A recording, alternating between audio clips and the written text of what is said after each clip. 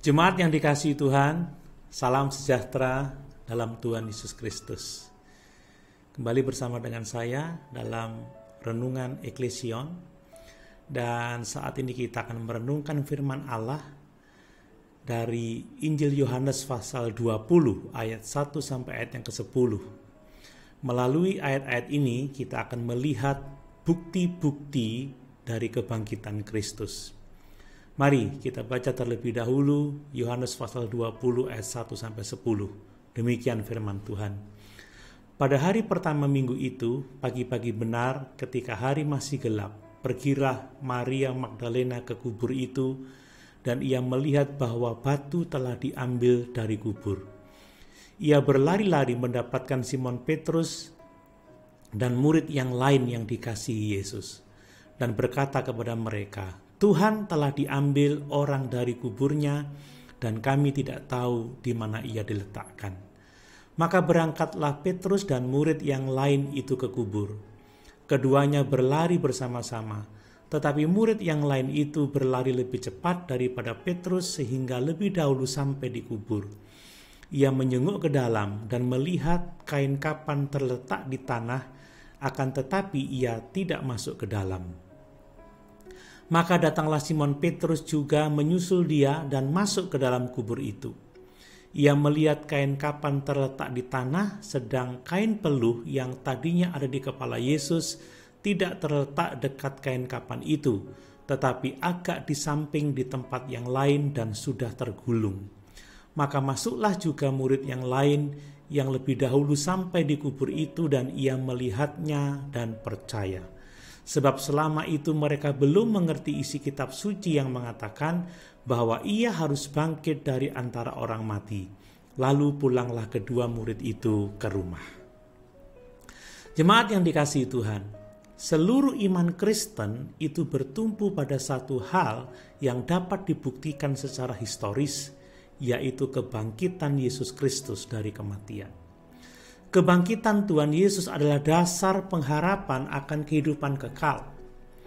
Rasul Paulus berkata di dalam 1 Korintus pasal 15 ayat yang ke-17, demikian, "Dan jika Kristus tidak dibangkitkan, maka sia-sialah kepercayaan kamu dan kamu masih hidup dalam dosamu." Segala sesuatu dalam iman Kristen bersandar pada kebenaran historis bahwa Yesus telah dibangkitkan dari kematian. Kebangkitan Yesus menjadi pusat dari kesaksian para rasul. Pada hari Pentakosta, Petrus berkhotbah dalam Kisah Para Rasul 2 ayat 32. Yesus inilah yang dibangkitkan Allah, dan tentang hal itu kami semua adalah saksi. Petrus memberitahu orang banyak yang berkumpul setelah penyembuhan orang lumpuh di pintu gerbang bait suci yang dicatat dalam Kisah Para Rasul 3 ayat 14-15 demikian. "Akan tetapi kamu menolak yang kudus dan benar, dan kamu meminta seorang pembunuh dilepaskan bagimu, dan kamu membunuh sang pemberi hidup yang sudah Allah bangkitkan dari antara orang mati. Tentang ini kami adalah saksi-saksi." Ketika para rasul dibawa ke hadapan mahkamah Yahudi, Petrus dengan berani menyatakan yang dicatat dalam Kisah Para Rasul pasal 4 ayat yang ke-10 demikian. "Maka ketahuilah oleh kamu sekalian dan oleh seluruh umat Israel bahwa dalam nama Yesus Kristus orang Nazaret yang telah kamu salibkan, tetapi yang telah dibangkitkan Allah dari antara orang mati, bahwa oleh karena Yesus itulah orang ini berdiri dengan sehat sekarang di depan kamu." Alkitab mencatat bukti-bukti kebangkitan Tuhan Yesus Kristus, dan bukti kebangkitannya itu harus menuntun kita untuk percaya kepadanya sebagai juru selamat dan Tuhan. Ada 5 bukti yang dicatat dalam Injil Yohanes untuk kebangkitan Yesus dari kematian. Pada kesempatan ini kita akan melihat bukti yang pertama. Jemaat yang dikasihi Tuhan, bukti pertama kebangkitan Yesus adalah batu yang telah terguling dan kubur kosong.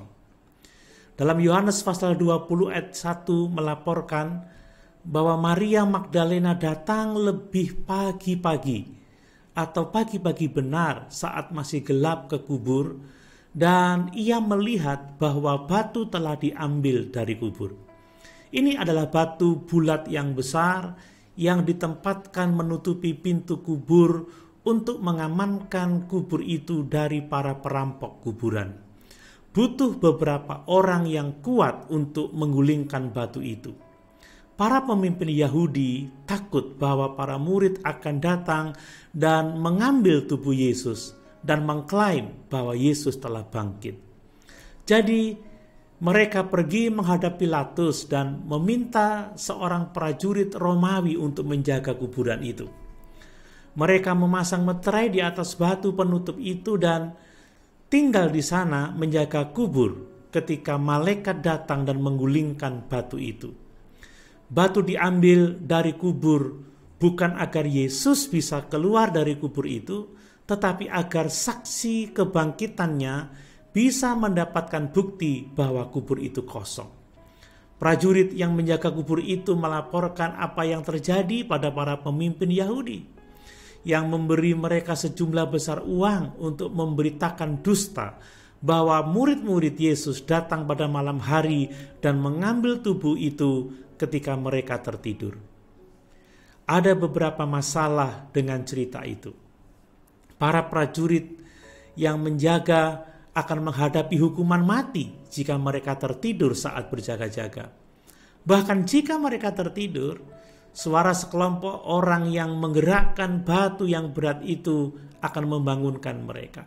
Selain itu, setelah penyaliban, para murid terlalu tertekan dan takut untuk mengambil tubuh Yesus. Dan bahkan jika mereka telah mengambil tubuh Yesus atau menyuap para penjaga untuk mengambilnya, mereka tidak akan mengalami penganiayaan dan akhirnya mati syahid untuk menyatakan apa yang mereka ketahui sebagai kebohongan. Selain batu yang digulingkan, kubur itu kosong. Maria Magdalena tidak mengharapkan kebangkitan Yesus, tetapi ketika dia melihat bahwa batu itu terguling, dia berasumsi bahwa seseorang telah mengambil tubuh Yesus. Maria Magdalena segera berlari kepada para murid untuk melaporkan apa yang dia lihat. Dalam Yohanes pasal 20 ayat yang kedua dicatat, ia berlari-lari mendapatkan Simon Petrus dan murid yang lain yang dikasihi Yesus dan berkata kepada mereka, "Tuhan telah diambil orang dari kuburnya dan kami tidak tahu di mana ia diletakkan." Jemaat yang dikasihi Tuhan, hal itu menyebabkan Petrus dan Yohanes lari ke kuburan untuk melihat sendiri. Yohanes mendahului Petrus, tetapi dia ragu-ragu untuk masuk ke dalam kuburan. Dia menjenguk ke dalam dan melihat kain kapan. Akhirnya Petrus dan Yohanes masuk ke dalam kubur itu dan mereka berdua memastikan bahwa tubuh Yesus tidak ada di sana. Jemaat yang dikasihi Tuhan, jika para pemimpin Yahudi tahu di mana tubuh Yesus berada, mereka pasti akan menunjukkan tubuh Yesus segera setelah para rasul mulai memberitakan kebangkitannya. Jadi batu yang terguling itu dan kubur yang kosong menjadi saksi kebangkitan Yesus dari antara orang mati. Haleluya! Tuhan Yesus memberkati.